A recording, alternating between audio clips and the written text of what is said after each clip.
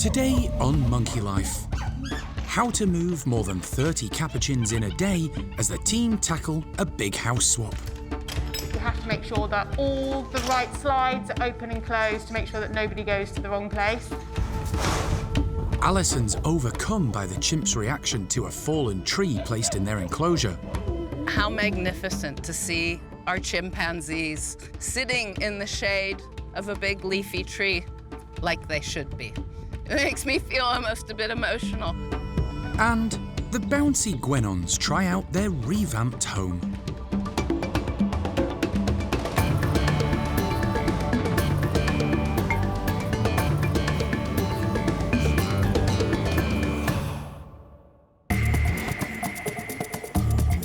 Monkey World in Dorset, buried deep in the English countryside, is the largest sanctuary of its kind on the planet.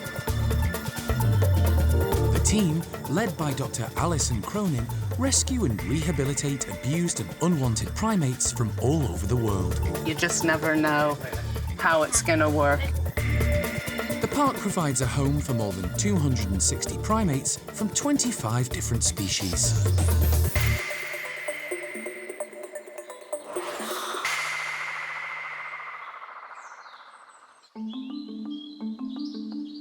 There are more than 80 capuchins split across 5 different groups at the park, and managing one of them is currently proving a tricky problem for the primate care team. Keeping these intelligent, lively New World monkeys happy and settled is always a challenge. But at the main capuchin complex, home to 3 of the groups, friction has started to develop amongst the males in Franco's troop, resulting in scuffles and minor injuries. So dominant male Franco is having a lot of squabbles with Felipe, which is causing pretty bad injuries to the extent that we have to stitch them up. They do have their squabbles normally, which in general is fine, but you know, we can't risk having anaesthetics to stitch them up all the time, and clearly they're not happy. The catalyst for this unwelcome situation was the arrival of pet trade capuchin Dodger, who moved into Winslow's group next door. The 2 outdoor enclosures run parallel to each other, giving Dodger plenty of opportunity to wind up his neighbours, something he seems to relish. To try and defuse the situation, Donna and the capuchin team have come up with a plan. They're going to have a home swap, with Franco's group of 14 moving into Sonny's house and enclosure, and vice versa. But moving more than 30 individuals at once won't be easy. So the process of moving them is very complicated. The facility that we've got at the capuchin complex is good in the sense that there's lots of bedrooms, lots of tunnels that links everything together, which actually is a massive bonus for us and for the animals because it means that we don't have to crate or move any of the animals. We can just move them within the house, bypass them past each other, and do it that way, which is much less stressful and quicker as well. It's a complex plan, but will be rewarding if they can pull it off. I'm actually really excited to see the animals in a different enclosure. You know, it's so enriching for them and it'll be really cool to see. But at the moment, there's a lot going on in my head and we've got so much to do before we get to that stage. To keep stress to a minimum, Winslow's group of capuchins have already been shut out of their bedrooms to prevent them interfering. OK. Inside is a labyrinth of tunnels and slides. Designed to interconnect and move animals from A to B. And sometimes C. To me, it all makes perfect sense, but, you know, to the unseen eye, it is quite complicated. So we have to make sure that all the right slides are open and closed to make sure that nobody goes to the wrong place. The team's first task is to move Sonny's large group out of their bedrooms and into Winslow's bedrooms, which will be used as a holding area. OK, first animal. Sonny's group are ageing, and some have mobility or psychological issues. Good girl. Ideally, the team need to move the less able capuchins first. Come on, OK, come in, Livy. Let's go then, Livy. Trying to entice them from point to point isn't straightforward. God, not making my life easy, are they? The team decide to try a small bribe to encourage them. Good girl, Lizzie. Good girl. That worked. Now it's on to the more dominant individuals. Good boy. Okay, first step is complete. We've done 1, 2, 3, 4, 5, 6, 7, 8 animals are done out of a lot. That's the easy bit. Hi, Sunny. Anybody else coming through? One by one, Sunny's group complete part 1 of their move. We're just going to do a quick tick sheet to make sure that they definitely are all in the right place. And then we'll move on to the next step, which is moving Francos. So far, so good. Capuchin moving day is well underway. But there's still a long way to go before everyone is settled in their new homes.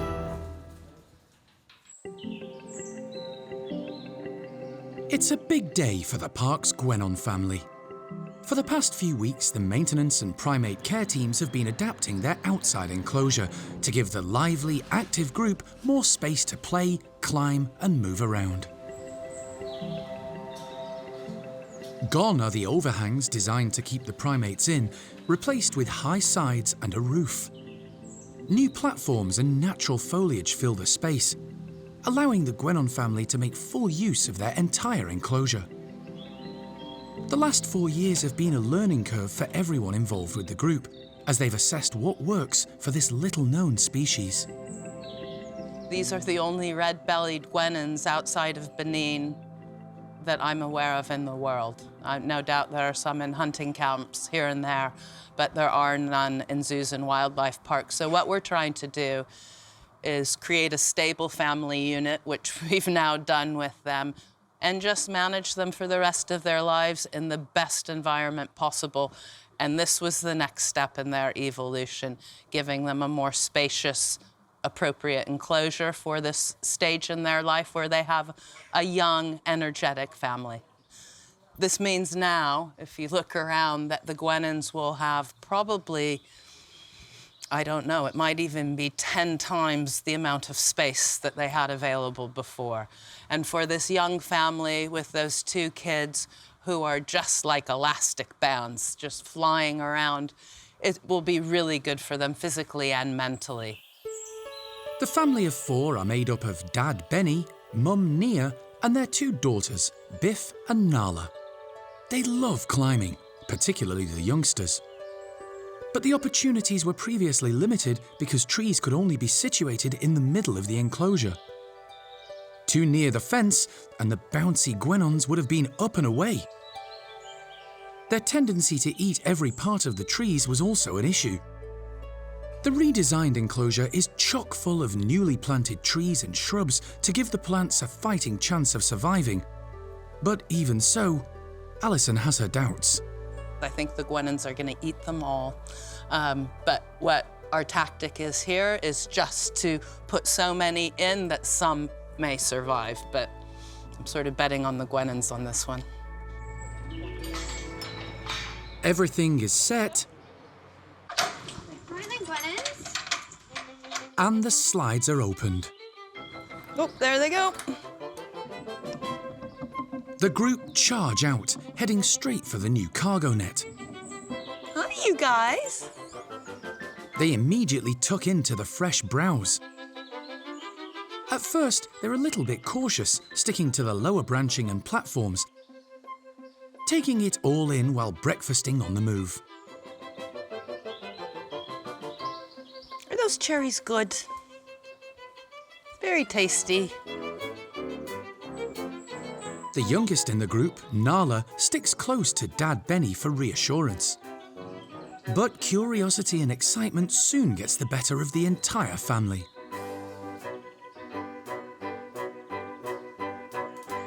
The alterations to the enclosure have completely transformed the space, creating a huge 3D network to explore and experience.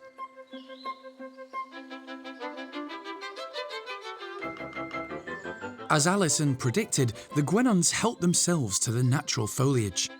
There's plenty of variety for them to demolish.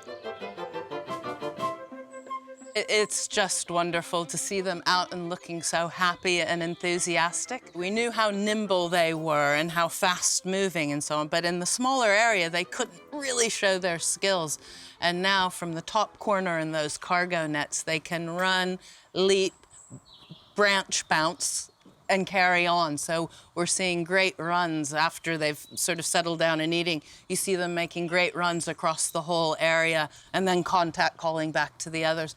And now we just have to try and keep all of these gorgeous plants alive and to keep supplementing. If something dies, we'll just keep replacing to see if we can finally find a balance where this will just fill full of foliage and be their own little forest. But we have a watering system on top of the cage, so hopefully that'll help keep everything going. This amazing and unusual family take everything in their stride, and their revamped space will add to their quality of life. It's a great example of the park adapting to suit the individual needs of each primate species. But expending so much energy can catch up with you, even for the lively guenons.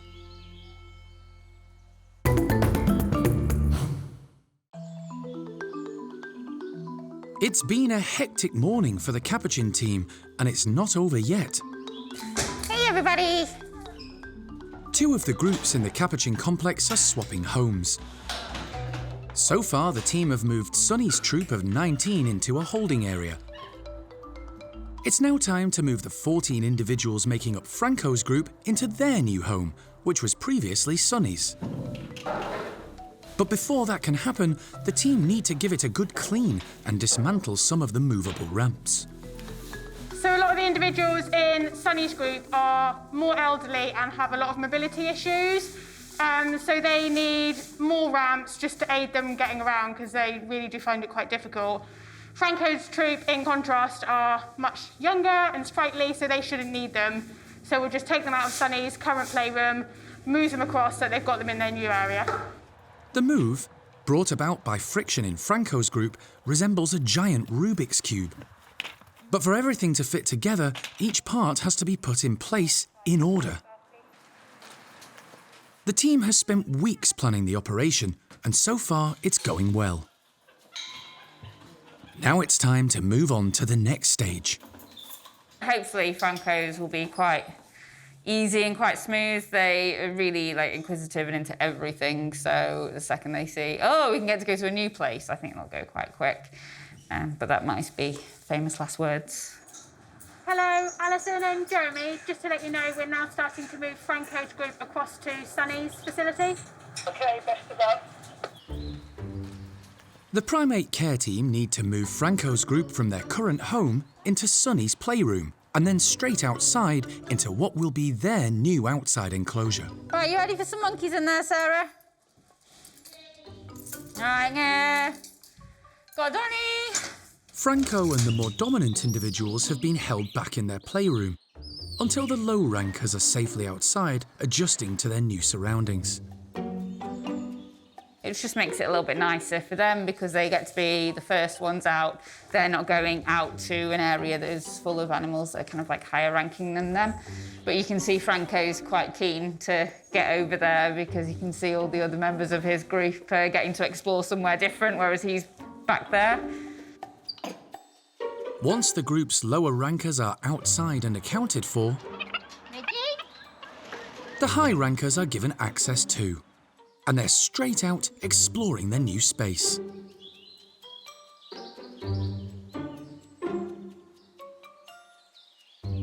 So all of Franco's group are now into Sunny's. Phase 2 is complete, but the team's next task is yet to come, and it's the trickiest of all. Persuading Sunny's group through the maze of tunnels, back through their old playroom, and into their new home.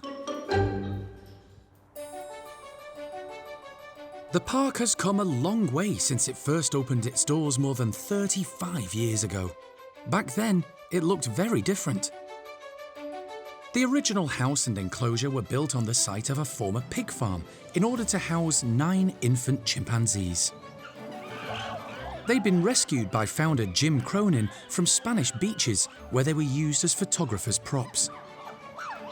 That first chimp enclosure was full of pine trees, and it didn't take long for the little chimps to strip it clean.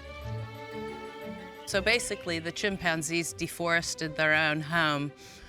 Within a few months, actually, the trees started dying off.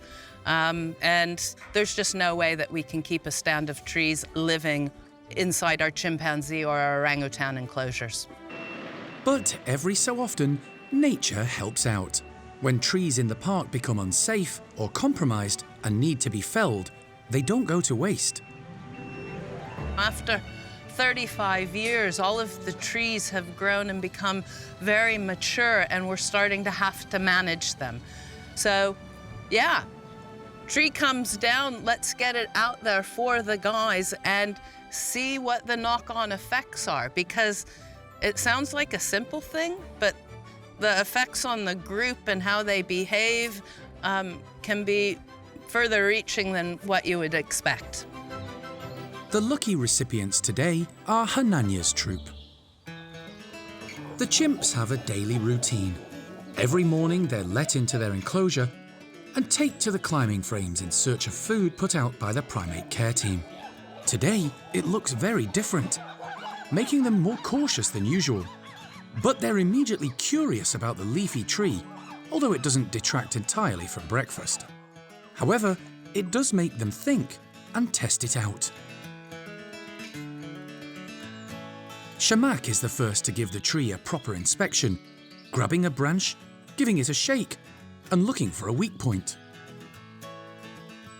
Tuti is more direct. She's already in full chimp destruction mode, snapping off a branch and attempting to carry it off. Low-ranking Cookie stays on the ground, happy with a small piece of browse, away from the more dominant individuals now monopolizing the tree. Large female Johnny starts to display her dominance, particularly when some of the low-rankers, like Zeynep, get too close.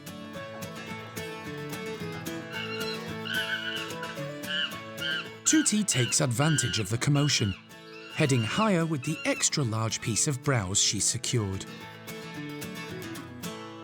I suppose today it was no surprise just to watch Johnny throwing her weight around. It's true, she's now top dog in this group. I mean, she's a female, so she's alpha female, if you will. In theory, the males are in charge of the group, but let's face it, Hananya's a big softie and a pushover, so I would say really that Johnny's ruling the roost, and she threw her weight around in spades today. But in chimp society, squabbles are quickly forgotten. Calmness descends on the troop as they make the most of the wonderful natural opportunity provided for them. How magnificent to see our chimpanzees. It makes me feel almost a bit emotional, but rehabilitated in a family group, sitting in the shade of a big leafy tree like they should be. So for us, it's been absolutely an excellent day on something that seemed almost trivial.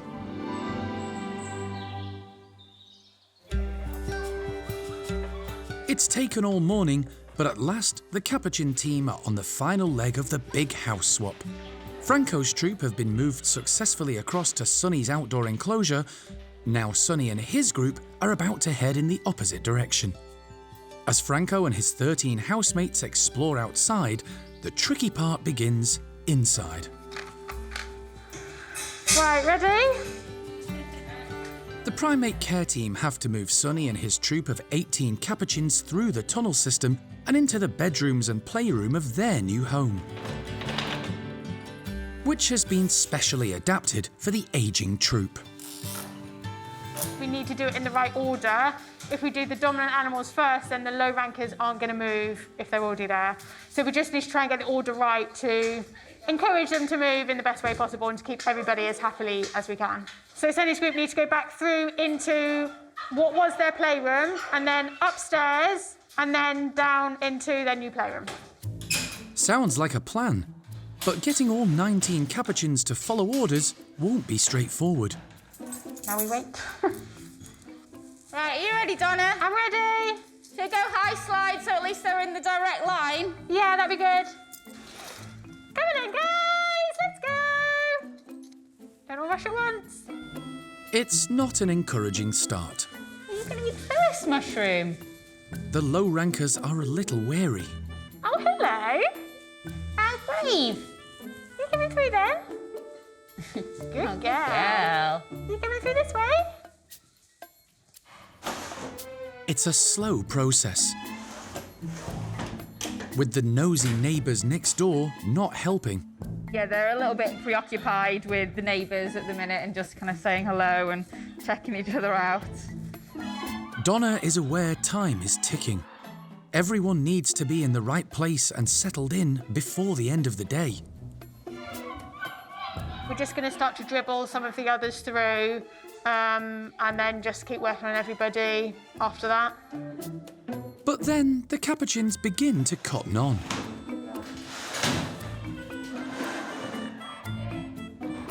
A couple of the individuals started moving, everybody else sort of followed suit. So we're getting there, slowly. And minutes later, all 19 are where they're supposed to be. Everyone has moved! Finally. So everyone's in the right places, so now all we need to do is give them full access to their new facilities. Job done. Oh. The primate care team can now allow Franco's group into their new bedrooms. And they don't need a second invitation. For Donna and the capuchin team, the big move has gone as well as they could have hoped. All the animals are really happy in their new facilities. They're really chilled out. Nobody's sort of squabbling. I think at the moment it's actually sort of reunited the groups a little bit, and they're really happy just to be in a new area, and they're all exploring. They've got new elements outside to consider, and they've got new tunnels and bedrooms inside. So in general, they're really happy, and I'm really happy. The complicated move has taken more than 8 hours in all, but it's been a very successful day. This major reshuffle demonstrates the primate care team's commitment to providing the best environment possible.